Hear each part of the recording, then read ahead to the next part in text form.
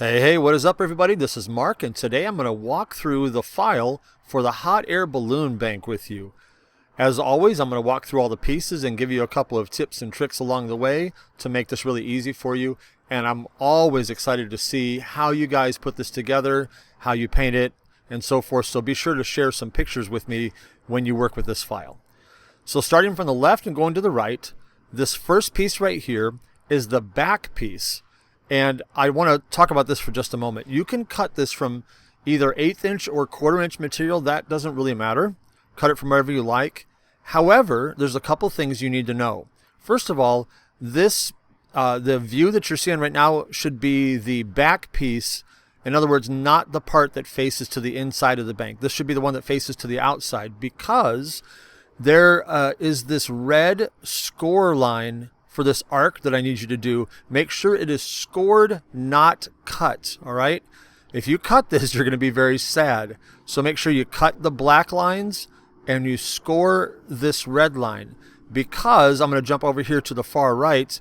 There's a door that goes on the back of this, and that score line shows you where to glue a piece.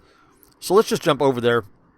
I'll grab these three pieces, these orange pieces over here, and I'll bring them here for a moment, and we'll talk about how to put this door together. Once you've cut this piece and scored that, this smaller of the two, the thinner of the two arcs right here, you're going to glue it right on top of that score line, okay? Glue it there, and then you'll take the slightly larger one and glue that on top of the smaller one, just like that. And that's going to create a little bit of a slot that when you then put this door on there, it's going to just slide right in here perfectly so that you can slide it up and down. And there's a hole cut in this door so that you can easily put your finger in there and push it up to make it easy to move that door. All right? So that's how that works. I'm going to put these back over there. But make sure you cut these as well, the orange, and you're going to cut the black here, and you're going to score the red. All right? Then these next three pieces are what I call spacers. And this is what gives the bank the thickness that you want. And with all of my bank designs, you can make as many spacers as you like. I highly recommend that you don't do any less than 3. On the one you'll see in the pictures here, I used actually 5 spacers because I wanted it nice and thick. I didn't want to have to struggle to get anything out of there or to get different size coins and that kind of thing in there. So you can do as many as you want. However, I highly recommend that you do these out of 1/4 inch, because if you use 1/8 inch, you're going to need at least twice as many. So make these 3 pieces out of 1/4 inch. And again, 3 is a minimum and more if you like. This right here is the base piece. And this is the only piece in this design that you may want to edit, or you will need to edit probably, for fit. Let me tell you why. The bottom of this first piece here is what fits into the slot here. So I'll just move it here for a second, and it fits into this slot here. And so you need to make sure that whatever thickness you cut this balloon, this back piece from, that it fits that slot. All right? So make sure you edit that slot for the bottom of this one. All right? And maybe this is obvious, but if you decide that this back piece is going to be cut from a different thickness than this piece, you'll want to make sure that you move this out of here when you cut it, so that this is not cut together if they're not supposed to be. I hope that makes sense. So here, these next 3 pieces again are spacers. And then this piece right here is the frame of the basket. And so it's going to actually go, even though this is upside down, I'll show you, it's going to go right here on this piece when it's right side up. It's going to be glued right there. All right? Put that back there. This next piece to the right is blue, and that represents clear acrylic. Now, you can use any thickness of acrylic that you like.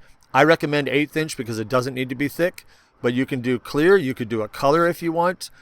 But of course, you want to see into the bank to see the money and anything that's inside it. So make sure that it's transparent so you can see in. And this next part is really important. You're going to cut the blue, but these hash marks here, this is the wicker on the basket. And you need to score these lines. If you cut these, you're going to be sad. You're going to have to do it again, all right? So make sure you cut the blue, you score the red, all right? So far from the left to the right, this is the back. These are spacers that go on top of the back. This is the base right here. This is the frame that goes on the basket. And then on top of these 4 or 5 or 6, however many you have, on top of all these, then the clear acrylic goes on next, and the final piece is this one right here that goes on top of everything. Now, of course, you can cut this out of 1/4 inch or 1/8, whichever you prefer. It doesn't matter. And then you're going to put this thing glue it right on like that. Okay? So that way you'll be able to see into the bank. Now, let me talk about this piece more specifically. You'll see that these, 7 pieces there? 1, 2, 3, 4, 5, 6, 7 slits here will cut out of the bank. And you can do what I did. I used every other one. So in other words, I did not use this one. Sorry, I did not use this one, this one, this one. That makes no sense, me talking through it like that. You'll see in the pictures. So in other words, I left the middle one blank and then every other one going the other direction so that you can see into the bank. But I then was able to paint the pieces that I kept to give it some personality. All right. So you can keep however many of these pieces you want. You can pitch the rest. But I would highly recommend you keep at least every other one in there so that there's some openings so you can see into the bank. Hope that makes sense. There's one other thing I wanted to add. I forgot to add this. Is you can resize this to any size you'd like. Right now, these 4 pieces right here, the 3 spacers and the back piece, will all fit on a 12 by 20 sheet of material. I did that so that you can get the most out of it. And then, so that really means you need 1 sheet and then just a small amount, maybe a third of another sheet for this one, and then the acrylic.